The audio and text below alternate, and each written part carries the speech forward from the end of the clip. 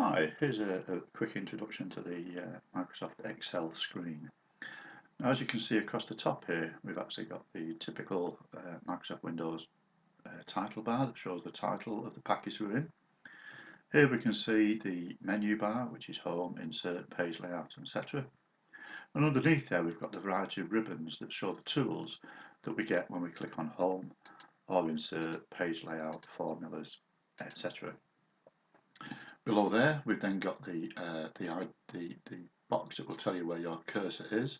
So that currently says A1. That means our cursor is currently situated in column A, row 1.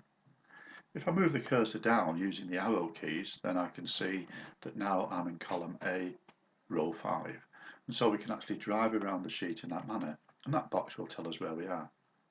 I could also use that box to actually go back to particular cells. So if I wanted to go to cell A5, I could just type A5 into there and it would take me straight there. Here at this side, I've got the formula bar where we'll see the actual formulas that we type in or that we enter onto the spreadsheet will actually make an appearance. Now each cell can actually hold one of three types of information. It can hold text, and to enter text, all we do is put the cursor onto the cell that we want the text to go into, and then we can type something in. So I can type in Monday, for example. When I press return, it will actually put Monday in, and the carriage return will actually bring me down into the next cell. So that gives me a very quick way of entering text. If I put my cursor back onto cell A1, then up in the top here, I can actually see where Monday actually makes an appearance. Now the cell doesn't appear to be very wide, but if I was to type in something like Tuesday is the day for meeting with you guys, and then press return, as you can see, there's a lot more text gone into that cell than would appear to fit inside of that box. Now that text is safe inside of that cell. So even if I put something into cell B1, B2, so if I type the word pop into there, although we can't actually see all of that text, if I put my cursor back onto that cell, we can see the information is still there. The second type of information we can add into a cell is a number. To enter a number, I can just type in the number. So there's the number 45. I press return, and the number 45 is now entered into the cell. Now, as you can see, a number is aligned against the right-hand edge, whereas text is aligned against the left-hand edge. And again, that's typical of the way that we would normally use numbers, with numbers aligned in hundreds, tens and units, exactly as it was back in the dark ages when we all went to school. Now again, what we can also do then is we can actually start to build a calculation, and the calculation is the third type of information that we can add into this cell.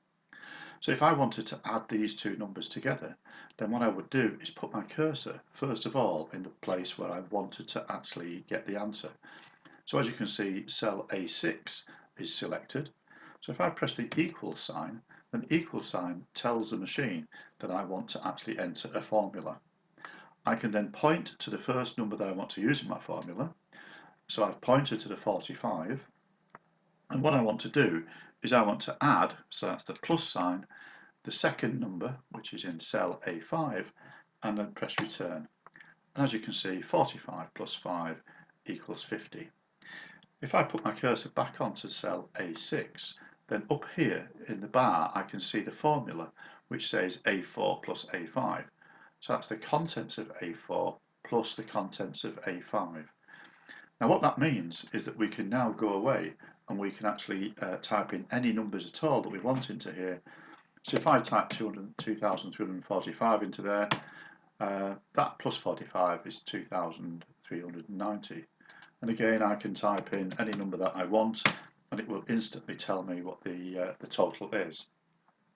And that is the power of spreadsheets, that I've now built what was started out as a fairly simple calculation, but because I'm actually using the contents of the cells, it means I can actually use any values at all, and it will always give me the correct answer. And that is the basis of all spreadsheets, those three simple facts. So here is a sheet that we can actually look at, called the budget spreadsheet.